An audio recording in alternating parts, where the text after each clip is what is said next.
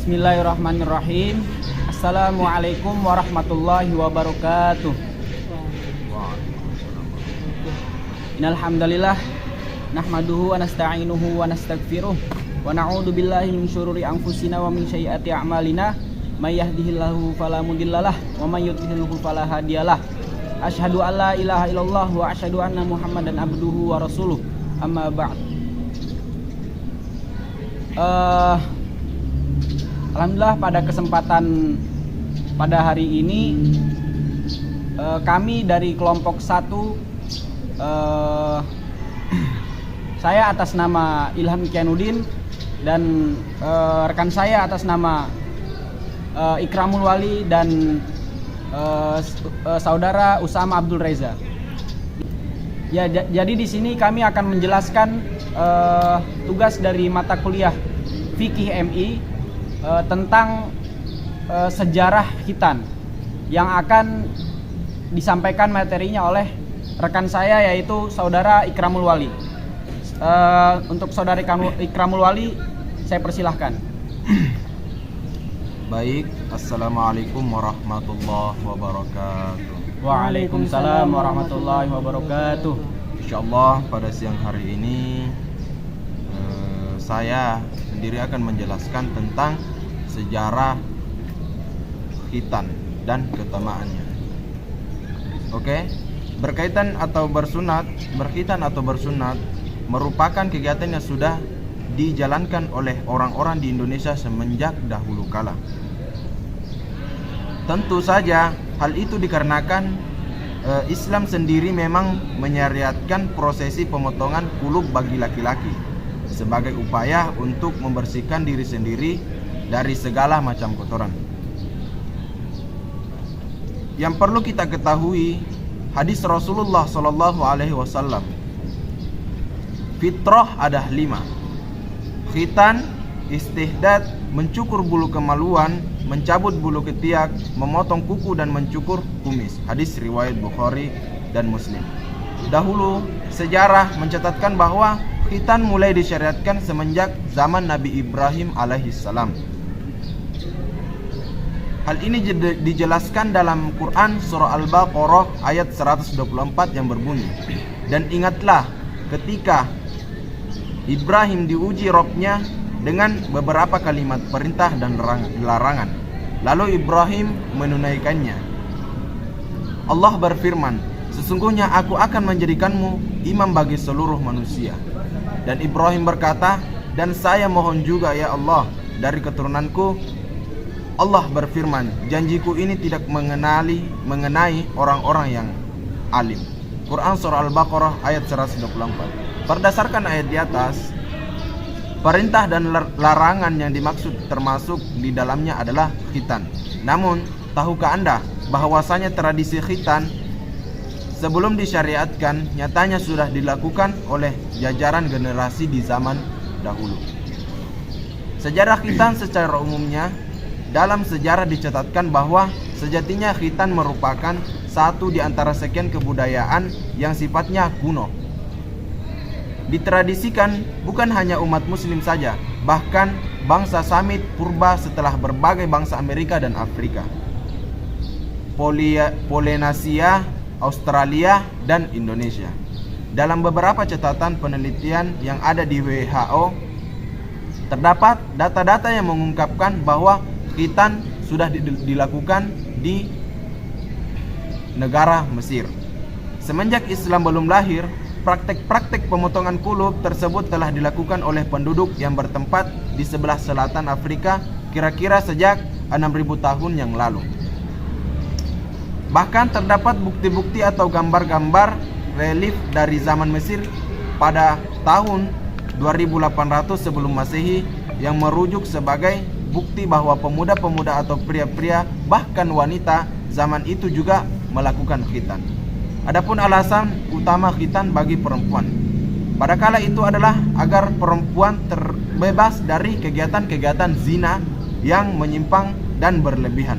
Sementara itu di Indonesia sendiri, khitan juga menjadi budaya yang sudah ada semenjak Islam belum datang. Contohnya adalah adat yang dipegang masyarakat Sunda yang menyatakan bahwa Pemotongan kulub merupakan kegiatan turun-temurun sebagai penyempurnaan atas tradisi yang dianutnya. Sejarah khitan dalam Islam. Seperti yang sudah kita jelaskan di atas, bahwasanya khitan disyariatkan pertama kali adalah pada zaman Nabi Ibrahim alaihissalam. Hadis yang menjelaskan hal ini adalah hadis sahih yang diriwayatkan oleh Abu Hurairah, yang berbunyi dari Rasulullah sallallahu alaihi wasallam bersabda, Ibrahim alaihissalam kekasih Allah berkhitan setelah usia 80 tahun. Ia dikhitan dengan kapak. Hadis riwayat Bukhari. Bahkan secara rinci kejadian ini tertulis pada kitab Taurat, yang mana dalam kitab tersebut dijelaskan bagaimana perjanjian Ibrahim kepada Allah. Firman Allah kepada Ibrahim, dari pihakmu engkau harus memegang perjanjianku, engkau dan keturunanmu turun-temurun. Inilah perjanjianku yang harus kamu pegang. Perjanjian antara aku dan kamu serta keturunanmu, yaitu setiap laki-laki di antara kamu harus disunat, harus dikerat kulit khatanmu, dan itulah akan menjadi tanda perjanjian antara aku dan kamu. Anak yang berumur 8 hari haruslah disunat, yakni setiap laki-laki di antara kamu turun-temurun, baik yang lahir di rumahmu maupun yang dibeli dengan uang dari salah seorang asing.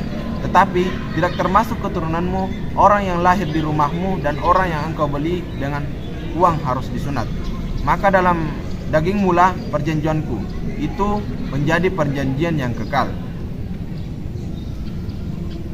Perjanjianku. Dan orang-orang yang tidak disunat, yakni laki-laki yang tidak dikerat kulit khitannya, maka orang-orang itu harus dilenyapkan dari antara orang-orang sebangsanya. Ia telah mengingkari perjanjianku. Khitan bagi perempuan ini juga dijelaskan dalam beberapa hadis Rasulullah sallallahu alaihi wasallam.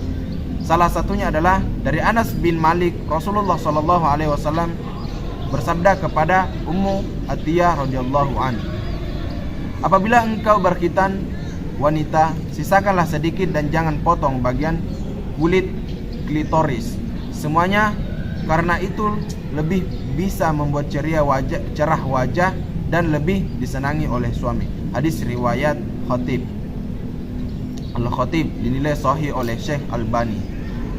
Baik, itulah tadi penjelasan atau sejarah singkat sejarah khitan. Kami kembalikan kepada moderator.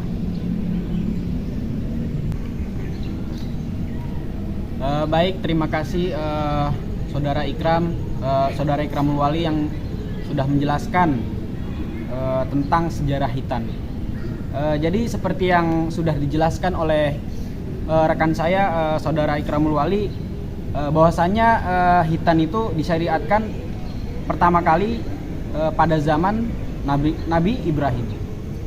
Sudah jelaskan bahwa hadis yang menjelaskan hal ini yaitu hadis sahih yang diriwayatkan oleh Abu Hurairah radhiyallahu anhu. Sebagaimana bunyi hadis tersebut, yaitu dari Rasulullah sallallahu alaihi wasallam bersabda, Ibrahim alaihissalam kekasih Allah berkhitan setelah usianya 80 tahun. Ia dikhitan dengan kapak. Ya, hadis riwayat Bukhari. Ya, jadi firman Allah kepada Nabi Ibrahim yang berbunyi, dari pihakmu engkau harus memegang perjanjianku, engkau dan keturunanmu turun-temurun. Nah, inilah perjanjianku yang harus kamu pegang, perjanjian antara aku dan kamu serta keturunanmu, yaitu setiap laki-laki di antaranya harus di antara kamu harus disunat. Ya, jadi kesimpulannya setiap laki-laki itu wajib untuk dikhitan atau disunat. Bagaimana pernyataan